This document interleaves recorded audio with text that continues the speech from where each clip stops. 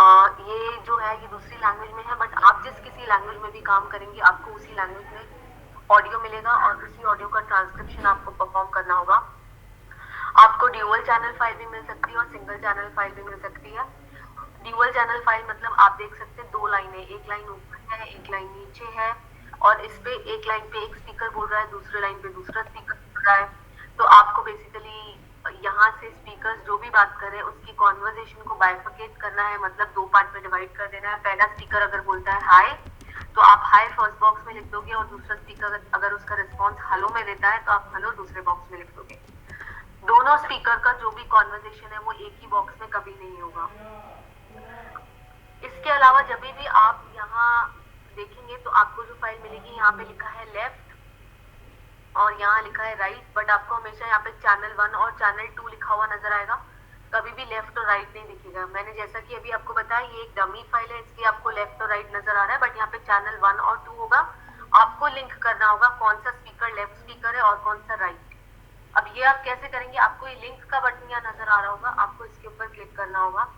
जिस किसी स्पीकर की भी आवाज आपको पहले आएगी जैसे ही आप ऑडियो प्ले करेंगे, फॉर एग्जाम्पल तो ऊपर वाला स्पीकर जो है वो पहले बोला क्योंकि उसका वेव यहाँ से स्टार्ट हो रहा है। तो आप क्या करेंगे, जब हेडफोन्स पहनेंगे ईयरफोन्स पहनेंगे और जिस किसी ईयरफोन में या जिस किसी हेडफोन में भी आपको पहले स्पीकर के बोलने पे आवाज आएगी वो वाला जो स्पीकर होगा वो आपका, आप उसी तरह से स्पीकर को वहां से लिंक कर देंगे। जैसे कि मान लीजिए आपने हेडफोन्स पहने हैं और जो पहला स्पीकर बोला उसकी आवाज आपको राइट हैंड साइड वाले कान में आई या हेडफोन में आई, तो फर्स्ट जो स्पीकर होगा वो राइट होगा और सेकंड ऑटोमेटिकली लेफ्ट हो जाएगा। ऐसा कभी भी नहीं होगा कि आपको एक स्पीकर की आवाज दोनों ईयरबड्स या हेडफोन्स में आए, ऐसा नहीं होगा। आपको हमेशा एक ही में आवाज आएगी। तो जिस किसी में भी पहले आती है वो आपका वही वाला स्पीकर आपको उसमें लिंक कर देना है। मान लीजिए जब आपने ऑडियो प्ले किया जो भी स्पीकर पहले बोला उसकी आवाज आपको लेफ्ट में पहले आई तो वो आपका लेफ्ट स्पीकर बन जाएगा और दूसरा ऑटोमेटिकली राइट। तो इस तरह से जब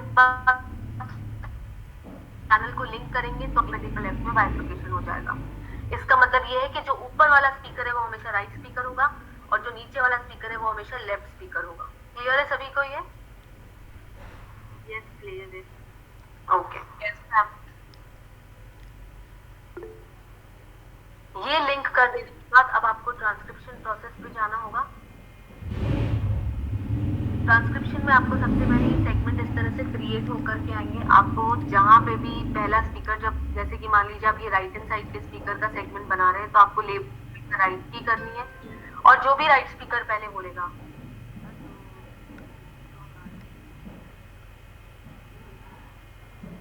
इसने जो कुछ भी यहाँ पे बोला है वो आपको यहाँ लिख देना होगा।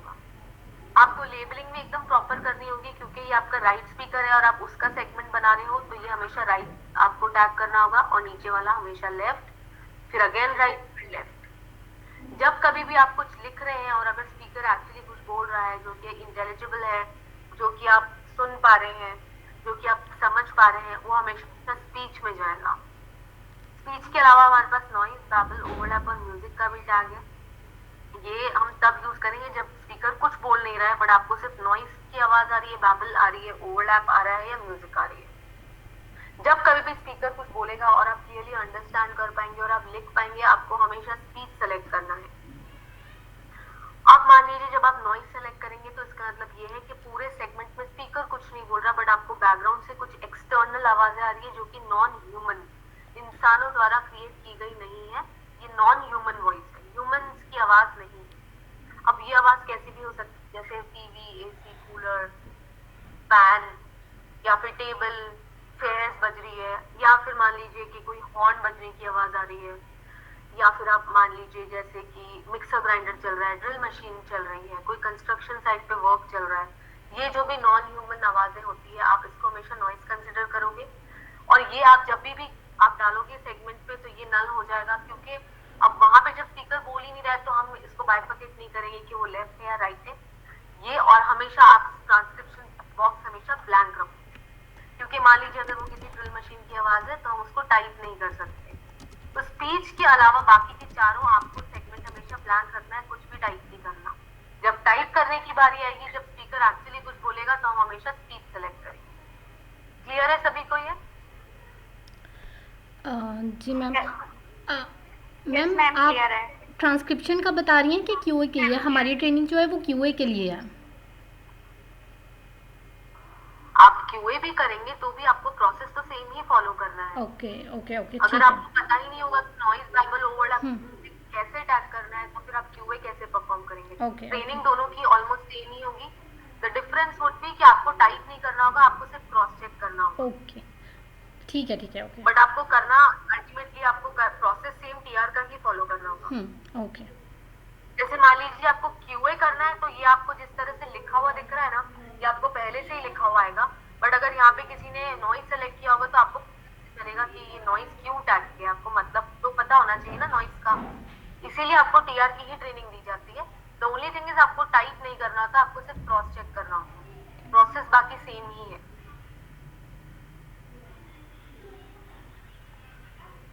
क्लियर है? मैम यस क्यूए मैम में क्या एक बार क्लियर बता है। दें कि अगर क्यूए में होगा तो उसको कैसे प्रोसेस।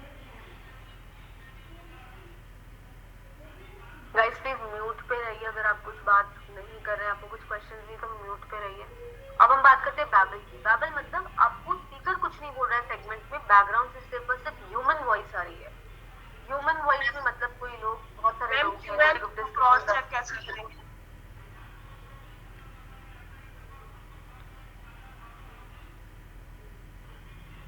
गाइस मैं वही प्रोसेस आपको बता रही हूँ, आप पहले एक बार ठीक से पूरी ट्रेनिंग सुन लीजिए। कैसे टाइप करेंगे वो मैं सब आपको स्टेप बाय स्टेप बताऊंगी अभी।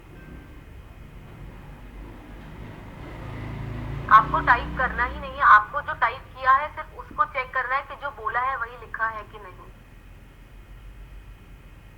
अभी मैं टैग्स के ऊपर आई नहीं हूँ और उस वाले पार्ट पे आई नहीं हूँ, अभी मैं आपको सिर्फ सेगमेंटेड टैग्स बता रही हूँ। आप पहले वो अच्छे से समझ लीजिए, जब मैं उस स्टेप पे आऊंगी तब आप अपने ही क्वेश्चन वहां करेंगे।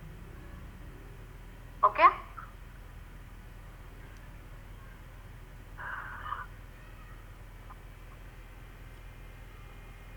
Yes no maybe guys. जी मैम ठीक है। तो मैं बैबल की बात करी थी। बैबल का मतलब होता है किसी भी तरह का ह्यूमन वॉइस, जैसे कि आपको बैकग्राउंड से लोगों के चीखने चिल्लाने की, बात करने की आवाजें आ रही है, शोर मचा रहे हैं, हंस रहे हैं जोर जोर से, कॉन्वर्सेशन कर रहे हैं, या फिर हो सकता है कि कोई बच्चा रो रहा है, कोई जोर से खांस रहा है, छींक रहा है, उसको हम हमेशा बैबल कंसिडर करते हैं। जब भी स्पीकर अपने सेगमेंट में कुछ नहीं बोल रहा और सिर्फ आपको ऐसी आवाजें पीछे से आ रही है तो आप उसको बैबल का टैग लगाएंगे। ये ऑटोमेटिकली नल हो जाएगा और आपको यहाँ पे कुछ भी ट्रांसक्रिप्शन करने की जरूरत नहीं है, क्योंकि जैसा कि मैंने बताया स्पीच के अलावा बाकी की चारों चीजों में आपको कुछ भी ट्रांसक्राइब नहीं करना है, क्योंकि ये कुछ ऐसी आवाजें हैं जिसमें स्पीकर कुछ नहीं बोल रहा और ये सब अनइंटेलिजिबल है। क्लियर है आपको? जी मैम। यस मैम क्लियर है। Ma'am okay. अब हम बात करते हैं ओवरलैप की। ओवरलैप का मतलब होता है जब दोनों ही स्पीकर, मतलब लेफ्ट स्पीकर और राइट स्पीकर, दोनों एक ही टाइम पे बोल रहे हैं और दोनों की आवाज जो है एकदम जंबल हो गई है, मिक्स हो गई है, और अब आपको बिल्कुल समझ नहीं आ रहा कि दोनों क्या बोल रहे हैं। आप बाइफरकेट नहीं कर पा रहे उनकी आवाज को, और आप नहीं लिख सकते क्योंकि वो जब दोनों की आवाज एकदम मिक्स होकर आ रही है तो आपको समझ नहीं आ रहा कौन क्या बात कर रहा है। तो ऐसे सिनेरियोज में हम हमेशा ओवरलैप का टैग डाल देंगे और आपको यहाँ कुछ भी टाइप नहीं करना होगा, और ना ही स्पीकर लेबलिंग, ये भी नल हो जाएगी ऑटोमेटिकली। आप देख सकते हैं जब आप स्पीच सेलेक्ट करेंगे तभी आपको ये सेलेक्ट करने का ऑप्शन दिया जाएगा, और जब आप नॉइस करेंगे तो आपको ये ऑटोमेटिकली नल का, मान लीजिए यहाँ पे अगर आप ओवरलैप करते तो ये ऑटोमेटिकली नल हो जाता। तो ओवरलैप में दोनों स्पीकर एक ही टाइम पे एक साथ बात कर रहे हैं, जिसकी वजह से हमें नहीं समझ आ रहा कौन क्या बोल रहा है, हम टाइपिंग नहीं कर सकते, हम नहीं लिख सकते कुछ भी, इसीलिए हम ओवरलैप का टैग डाल देंगे और ये पूरा ब्लैंक। और लास्ट है म्यूजिक। म्यूजिक मतलब बहुत ही इजी है, ये म्यूजिक का मतलब पीछे गाने बज रहे हैं, स्पीकर कुछ नहीं बोल रहा बट पीछे आपको सिर्फ गानों की आवाज सुनाई दे रही है, या तो कहीं टीवी में गाने आ रहे हैं, या कोई म्यूजिक बज रही है, या फिर कोई म्यूजिकल इंस्ट्रूमेंट बजा रहा है, कोई गिटार बजा रहा है, कोई कुछ बजा रहा है। तो इस तरह की जो भी आवाजें होती है उसको हम म्यूजिक का टैग देंगे, और क्योंकि वो म्यूजिक है हम टाइप नहीं कर सकते तो अगेन हम सेगमेंट को ब्लैंक छोड़ेंगे। क्लियर है गाइस? जी मैम क्लियर है। मैं मैम मैम गाइस इस चीज अगर का ध्यान दीजिए ये। Sorry, yes. यहाँ पे क्वेश्चन है कि अगर हमारे पास कोई सिंगर लाइक पीछे अगर कोई गाना चल रहा है, कोई सॉन्ग चल रहा है, लेकिन वो समझ आ रही है कि वो क्या बोल रहे हैं, तो तब क्या करना होगा? आपको सिर्फ ट्रांसक्रिप्शन करना है स्पीकर के कंटेंट का। पीछे से अगर आपको कुछ भी आवाज आ रही है उसी के लिए हम ये टैग यूज करेंगे। अब इसका मतलब ये नहीं कि आपको गाने के लिरिक्स समझ आ रहे हैं तो हम लिरिक लिख देंगे, ऐसा नहीं होगा। हमें ट्रांसक्रिप्शन जो करना है वो सिर्फ स्पीकर की आवाज का करना है जो एक्चुअली बात कर रहा है। यहाँ पे दो स्पीकर है तो ये दोनों आपस में जो भी बात कर रहे हैं हमें उसका ट्रांसक्रिप्शन करना है। पीछे जो भी आवाज आ रही है उसको ट्रांसक्रिप्शन ना करते हुए हमें टैग यूज करना है। ओके, ठीक है। अब ये चीज का ध्यान दीजिए, यहाँ पे जितने भी चारों टैग है ये हम तब यूज करते हैं जब स्पीकर एकदम चुप है और आपको बैकग्राउंड से ऐसी आवाजें आ रही है। लेकिन तब क्या जब स्पीकर भी बोल रहे हैं और बैकग्राउंड से भी ऐसी आवाजें आ रही है, दोनों सिनारियों में। जैसे कि मान लीजिए अगर मैं आपको इसका एग्जाम्पल दूं,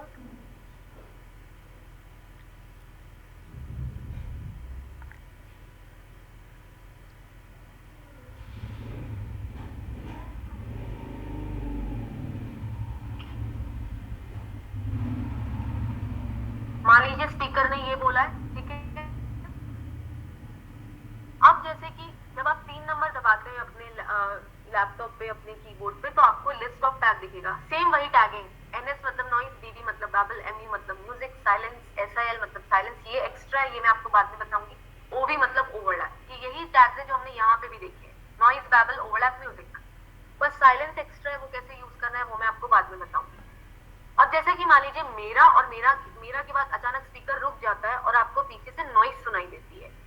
नॉइज मतलब मान लो किसी हॉर्न बजने की आवाज सुनाई, तो स्पीकर बोला मेरा और फिर वो रुका और 2-3 सेकंड आपको हॉर्न बजने की आवाज या फिर घर में कोई डोर बेल बजने की आवाज सुनाई दी। और जैसे ही वो आवाज खत्म हुई स्पीकर ने वापस बोलना स्टार्ट किया, तो आपने इस तरीके से नॉइज का टैग डाल दिया। क्लियर है? जिस शब्द के बाद आपकी आवाज हुई वहां पे आपने नॉइज का टैग डाला और जैसे ही वो आवाज खत्म हुई उस टैग के आगे आपने सब कुछ जो भी स्पीकर ने कंटिन्यू किया वो आपने आगे लिख दिया। कई बार ऐसा होगा स्पीकर चुप साथ साथ में ही बोलेगा और आपको नॉइज भी बैकग्राउंड से एकदम क्लियर सुनाई देगी, तो जितना भी पार्ट उसने नॉइज के साथ साथ बोला होगा वो आप एकदम इस टैग के बीचों बीच लिख देंगे। मान लीजिए अगर वो पीछे से मिक्सर ग्राइंडर चलने की आवाज आई तो और स्पीकर भी साथ साथ बोल रहा है, लेकिन जो भी स्पीकर बोल रहा है वो आपको क्लियरली समझ आ रहा है। तो मेरा के बाद अचानक मिक्सी की आवाज आई, मिक्सर ग्राइंडर की आवाज आई और उसके साथ साथ स्पीकर बोला, तो जितना भी उस आवाज के साथ साथ स्पीकर बोला उतना पार्ट आपने इस टैग के एकदम बीच में लिख दिया। और जैसे ही वो आवाज खत्म हुई स्पीकर ने जो बाद में कंटिन्यू किया बिना नॉइज के वो आप इसके आगे लिख दें। क्लियर है? यस मैम, क्लियर है।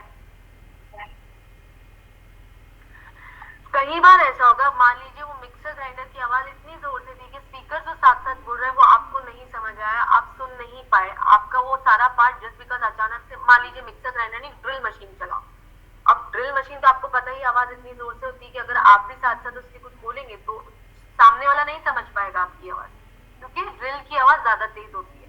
तो ऐसे सिनारियोस में जब स्पीकर साथ साथ बोल रहा है नॉइज के लेकिन आपको समझ में नहीं आ रहा है तो उतने पार्ट को कवर करने के लिए आप 1 नंबर दबाएंगे और ये डबल पैरेंथेसिस का टैग आ जाएगा। डबल पैरेंथेसिस का मतलब होता है अनइंटेलिजिबल स्पीच या डबल ब्रैकेट भी बोल सकते हो आप इसको। स्पीकर कुछ बोला है जरूर लेकिन हमें बिल्कुल समझ नहीं आया, तो जस्ट बिकॉज हमें कुछ समझ नहीं आया तो उतने पार्ट को हम कवर करने के लिए हमेशा ये डबल पैरेंथेसिस लगा देंगे। जैसे ही वो नॉइज खत्म हुई स्पीकर ने जो भी कंटिन्यू किया वो आगे लिख देंगे। क्लियर है? यस मैम, यस क्लियर है। मैम। अब सेम वे में हम बैबल भी यूज करेंगे। मान लीजिए मेरा और अचानक से कोई बच्चा चिल्लाया और जैसे ही वो बच्चा चिल्लाना बंद किया स्पीकर ने जो भी कंटिन्यू किया वो हमने आगे लिख दिया। लेकिन मान लो बच्चा भी चिल्ला रहा है और स्पीकर भी साथ साथ इतना बोल गया और आपको क्लियरली समझ आया कि स्पीकर ने क्या बोला है, तो वो सारा हम एकदम बीचों बीच लिख देंगे। और जैसे ही उस बच्चे के चिल्लाने की आवाज खत्म हुई स्पीकर ने जो भी बाद में कंटिन्यू किया वो आपने आगे लिख दिया, सेम जैसा हमने नॉइज के साथ किया था। लेकिन मान लो गाइस अगर बच्चे बच्चे के चिल्लाने की आवाज ज्यादा तेज थी और स्पीकर की आवाज आप लोगों को नहीं समझ आई, तो आप क्या करेंगे?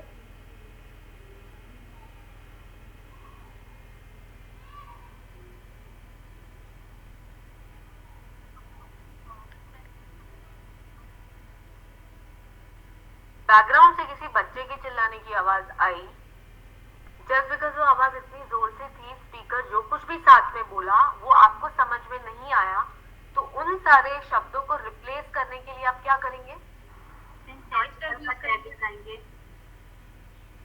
क्या करेंगे? सॉरी, बैबल का टैग लगाएंगे। Intangible tag. बैबल का टैग क्यों लगाएंगे? वो तो ऑलरेडी लगा हुआ है। Noise tag. मैंने आपको बोला बैबल के साथ साथ स्पीकर बोल रहा है, और जस्ट बिकॉज वो बैबल की आवाज ज्यादा जोर से थी, स्पीकर जो भी बोला आपको समझ में नहीं आया। इंटेंजिबल का टैग लगाएंगे डबल ब्रैकेट। एब्सोल्युटली गाइस, आप जो भी कंसंट्रेट नहीं कर रहे हैं और ठीक से सुन नहीं रहा है ना, तो आप अभी से ही इस पे अटेंशन पे करके ये सुन लीजिए, क्योंकि बाद में जब आपको एक्चुअल वर्क करना होगा ना, तब आपको ये बिल्कुल क्लैरिटी नहीं होगी, तो ये सारी फाइल रिजेक्ट ही होने वाली है। अगर क्वेश्चंस है तो आप पूछ सकते हैं, बट एटलीस्ट थोड़ा अटेंशन पे कीजिए। मैं नॉइस, बैबल के बीच में नॉइस का टैग कैसे लगाऊंगी? जिस किसी ने भी नॉइस आंसर किया था, मैं बैबल के बीच में नॉइस का टैग कैसे लगाऊंगी?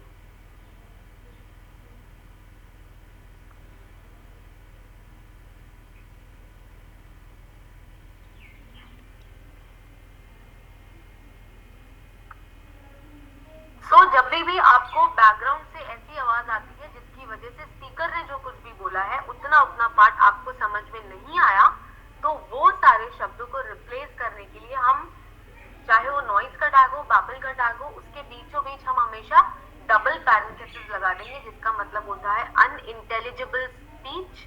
स्पीकर ने जो कुछ भी बोला आपको समझ में नहीं आया। क्लियर है?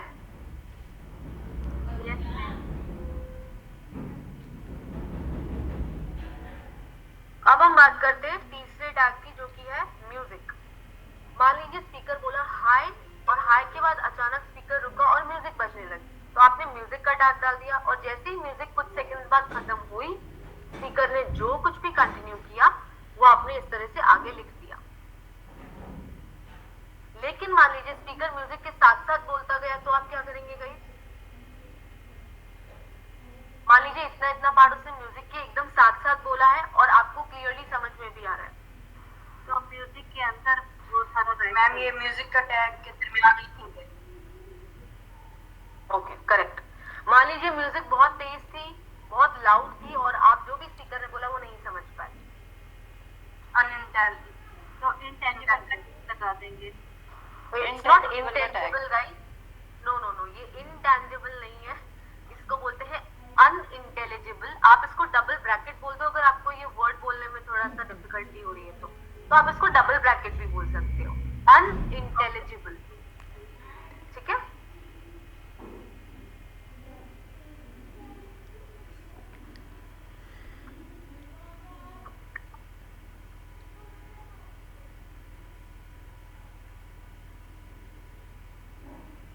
अब इसके बाद हम बात करेंगे अपने ओवरलैप टैग की। स्पीकर बोला हाय और अचानक हाय बोला, तो दूसरे स्पीकर ने हेलो बोल दिया बीच में, आप ओवरलैप का टैग डालोगे।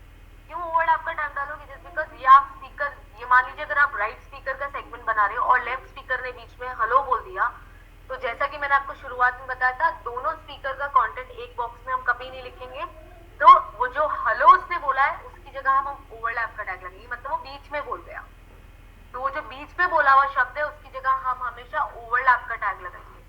तो जो हेलो बोला वो तो ट्रांसलेट नहीं करेंगे, ट्रांसक्राइब नहीं करेंगे? नहीं करेंगे, क्योंकि वो आप, अब जिसने भी बोला वो लेफ्ट स्पीकर है, लेकिन आप सेगमेंट राइट स्पीकर का बना रहे हो, तो राइट स्पीकर के सेगमेंट लेफ्ट स्पीकर का वर्ड नहीं लिख सकते। ओके, तो उसकी जगह हम ओवरलैप का टैग लगा देते हैं।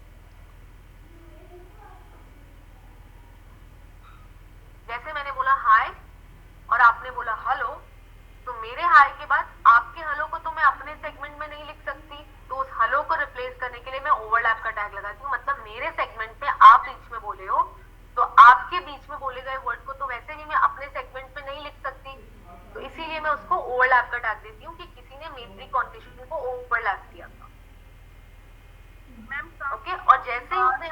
दिया और उसके बाद let me just finish it first and then आप अपना क्वेश्चन करना। और जैसे ही वो ओवरलैप खत्म हुआ उसके बाद जो मेन स्पीकर जिसका आप सेगमेंट बना रहे हो उसने जैसे ही बोला वापस से चालू किया, आप ओवरलैप टैग के आगे लिख दो। अभी किसी का कोई क्वेश्चन है तो बताओ।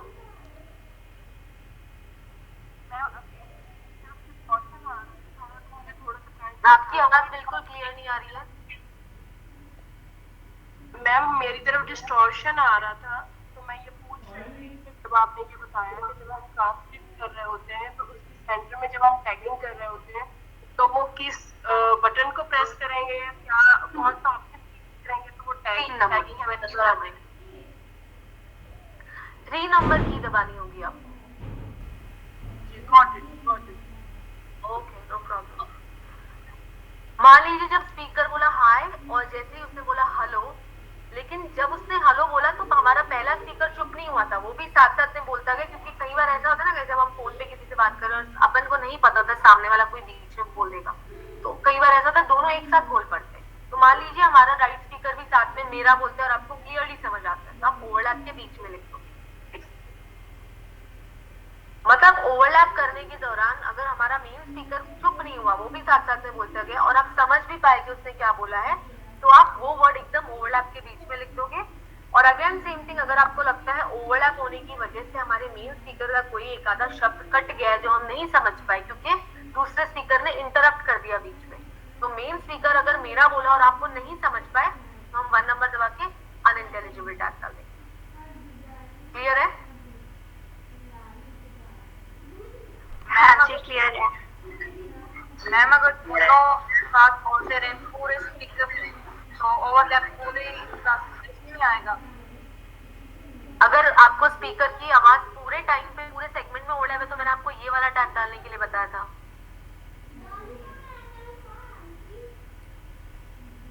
Okay ma'am. ये था ओवरलैप।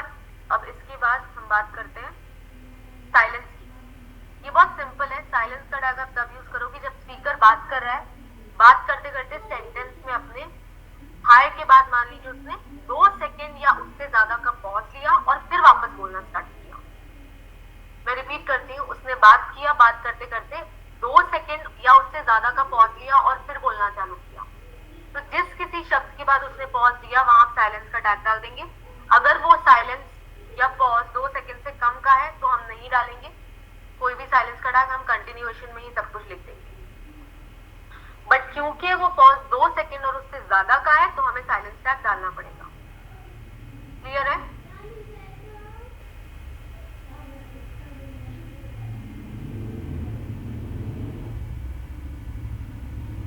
गाइस क्लियर है? मेरे साइलेंस का टैग क्या? सॉरी, साइलेंस का टैग कहाँ से डालते हैं? गाइस मैंने शुरुआत में नहीं बताया था कि 3 नंबर दबाने पे साइलेंस का टैग यहाँ आता है। आपको 3 नंबर प्रेस करना है, 3 नंबर पे आपको साइलेंस का टैग मिलेगा। अब 2 सेकेंड या उससे ज्यादा जब वो रुका तो उसको इससे जब वो वापस बोलना चालू करेगा तो हो सकता है प्रोबेबली वो 3 सेकेंड या 3.5 सेकेंड पे वापस बोलना भी चालू करे। बट मान लीजिए 4 सेकेंड तक वो कुछ नहीं बोलता और चौथे सेकंड बाद जब वो कुछ बोलना चालू करता है तो वहां से हम दूसरा सेगमेंट बनाएंगे, उसी सेगमेंट में नहीं लिखेंगे। एग्जाम्पल, मान लीजिए स्पीकर बोला हाय और अचानक से वो रुक गया 2 सेकंड या उससे ज्यादा। अब उसने 5वें सेकंड पे वापस बोलना चालू किया जो कि बहुत ही लॉन्ग गैप है। तो ऐसे सिनेरियोज में हम साइलेंस का टैग ना डाल के हम ये जो भी इसने 5वें सेकंड से बोलना स्टार्ट किया है इसको दूसरे सेगमेंट में एक और सेगमेंट बनाएंगे जो कि बनेगा कंट्रोल ऑल्ट और एफ से। कंट्रोल ऑल्ट और एफ से हम दूसरा सेगमेंट बनाएंगे और जो भी उसने कंटिन्यू किया है वो हम नीचे लिख देंगे दूसरे सेगमेंट में, लेकिन लेबलिंग दोनों सेम ही होगी क्योंकि ये भी राइट स्पीकर का ही है और ये भी राइट स्पीकर का ही है। ये लेफ्ट स्पीकर कंटिन्यूएशन है। क्लियर है सभी को? मैम ये वाला पॉइंट रिपीट करते हैं थोड़ा सा, ये अभी जैसा बताया आपने। गाइस एक सिंपल सेंटेंस में अगर स्पीकर 2-2.5 2-2.5 सेकंड रुक के फिर वापस बोलना चालू करता है, तो 2-2.5 सेकंड के बाद आपको जैसे ही वो 2 सेकंड का पॉज लेता है वहां पे आपको साइलेंस का टैग डाल देना। लेकिन मान लो कि अगर वो इमीडिएटली 2-2.5 सेकंड पॉज लेके वापस ना बोल के सीधा चौथे सेकंड पे बोलता है, 4th सेकंड पे बोलना चालू करता है या उससे ज्यादा टाइम लेता है बोलने में, तो ऐसे सिनेरियोज में हम साइलेंस का टैग नहीं डालेंगे। जिस किसी शब्द के बाद वो रुका वहां से सेगमेंट को हम 2 पार्ट में डिवाइड कर देंगे। जैसे मान लो उसने हाय बोला और उसके बाद वो 5 सेकंड तक कुछ 4 सेकंड तक कुछ बोला ही नहीं और फिर उसने वापस बोलना स्टार्ट किया, तो जो भी उसने कंटिन्यू किया वो हम दूसरे सेगमेंट में डाल देंगे और उसकी लेबलिंग भी हम सेम ही करेंगे, क्योंकि ये दोनों राइट स्पीकर का ही कॉन्वर्जेशन है जो कि कंटिन्यूड फॉर्मेट में है।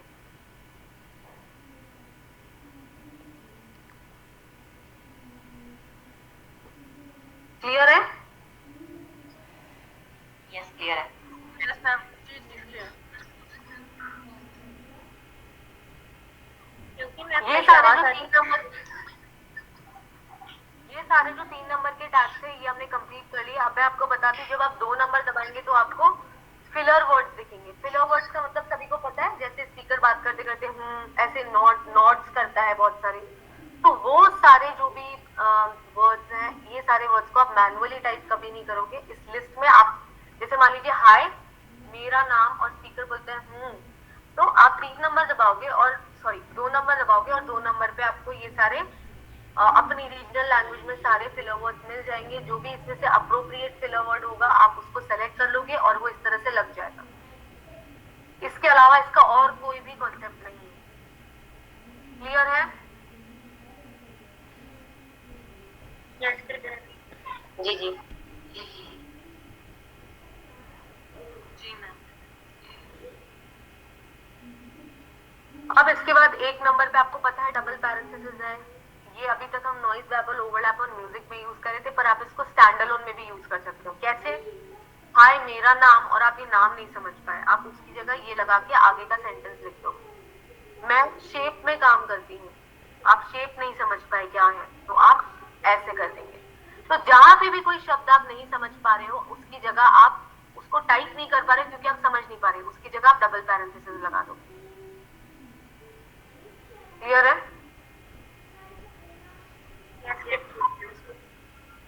ओके।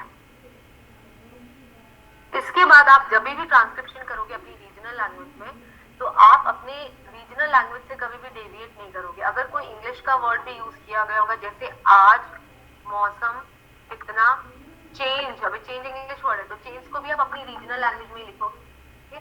चेंज को कभी ऐसे इंग्लिश में नहीं लिखोगे, इस तरीके से नहीं लिखोगे। आप सब कुछ अपनी रीजनल लैंग्वेज में लिखोगे। अगर मैं हिंदी में कर रही हूँ ट्रांसक्रिप्शन तो एजुकेशन मेरा ऐसे लिखूंगी मैं। अगर मैं बोल रही हूँ डिपार्टमेंट तो मेरा डिपार्टमेंट भी कुछ इस तरीके से होगा। तो सब कुछ अपनी रीजनल लैंग्वेज में लिखना है, चाहे वो कोई भी वर्ड क्यों ना हो। अगर उसने बोला है बॉटल, पेन, पेपर, सब कुछ अपनी रीजनल लैंग्वेज में लिखना है। क्लियर है?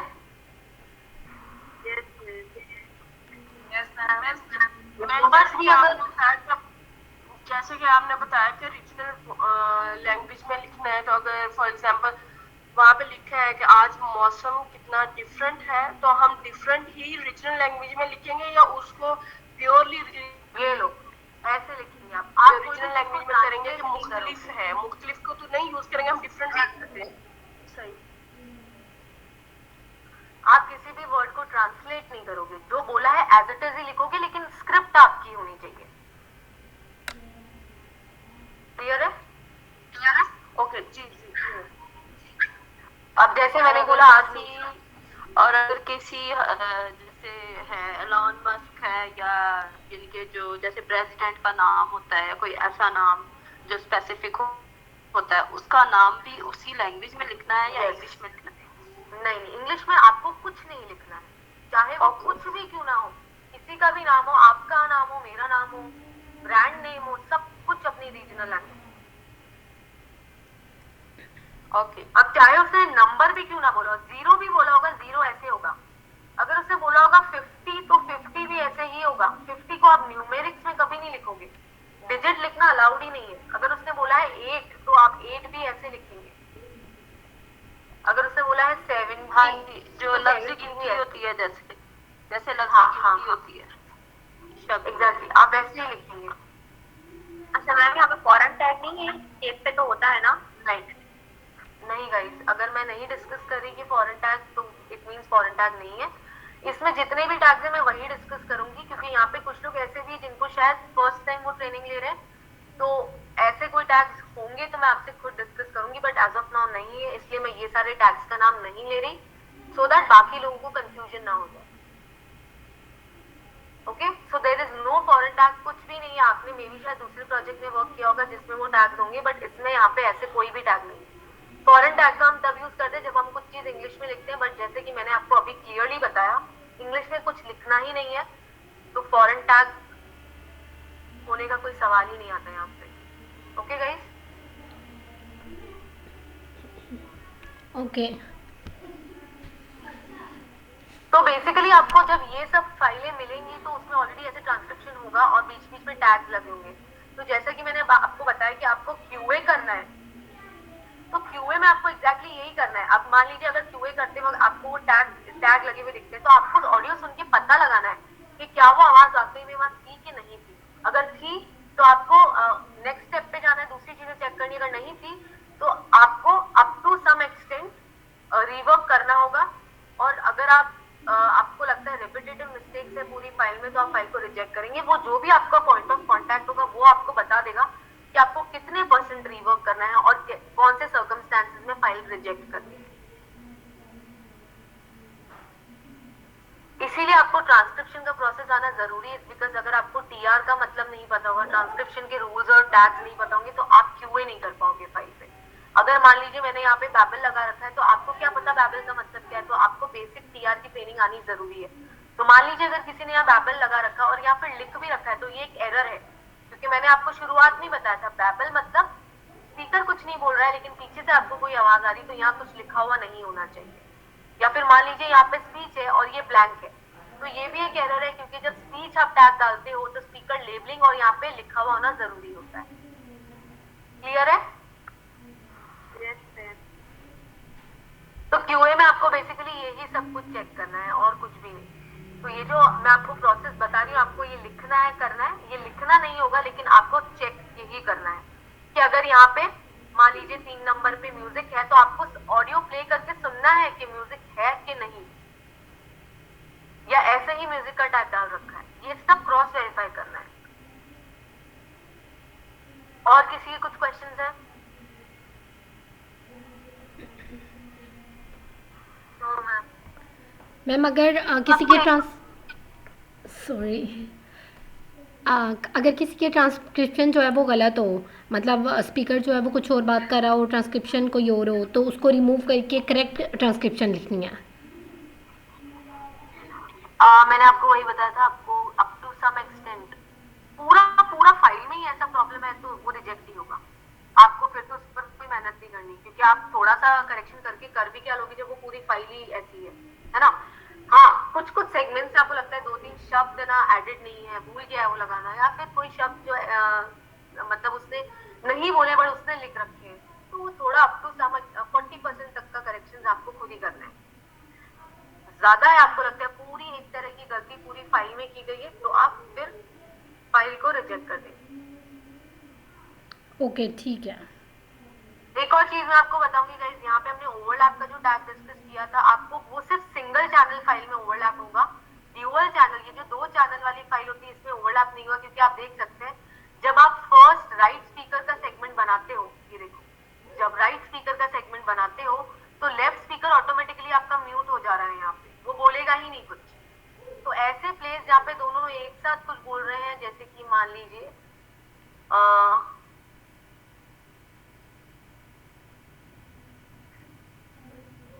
यहाँ पे ऐसा कोई सिनेरियो नहीं, बट मान लीजिए इस पॉइंट पे ये दोनों एक साथ कोई शब्द बोल पड़े, तो ऐसे सिनेरियो में आपको ओवरलैप का टैग नहीं डालना पड़ेगा, क्योंकि देखिए जब आप लेफ्ट स्पीकर का सेगमेंट बनाओगे तो राइट ऑटोमेटिकली म्यूट हो गया, ये देखो, और जब आप राइट का बना रहे हो तो लेफ्ट ऑटोमेटिकली म्यूट हो गया, तो ओवरलैप होने के चांसेस नहीं होंगे। बट अगर आपको सिंगल चैनल फाइल मिलती है, मैं आपको बता देती हूँ कैसे सिंगल चैनल फाइल। ये देखिए, सिंगल चैनल फाइल इसको कहते हैं जहां पे दोनों स्पीकर एक ही चैनल पे बात कर रहे हैं। तो ऐसे सिनेरियो में ओवरलैप होने के चांसेस होंगे, तो आपको ओवरलैप का टैग लगाना है। आप लोगों को दोनों तरह की फाइल मिलेगी, सिंगल भी और ड्यूअल भी। हमेशा याद रखना, ड्यूअल चैनल में ओवरलैप का टैग नहीं लगेगा, सिंगल चैनल में हमेशा लगेगा, क्योंकि यहाँ पे दोनों एक साथ बोले ये पॉसिबिलिटी 100% है। बट दूसरा जो मैंने ड्यूअल चैनल अभी आपको बताया था, उसमें दोनों एक साथ नहीं बोल सकते, क्योंकि जब एक स्पीकर बोलेगा तो दूसरा ऑटोमेटिकली म्यूट पे चला जाएगा। क्लियर है? जी मैम। ओके गाइस, तो बेसिकली आपको यही करना है। अगर आप ये ट्रेनिंग सेशन के बाद आप लोग का जो भी इकरा, जो भी आपके जो जितने भी यूजर्स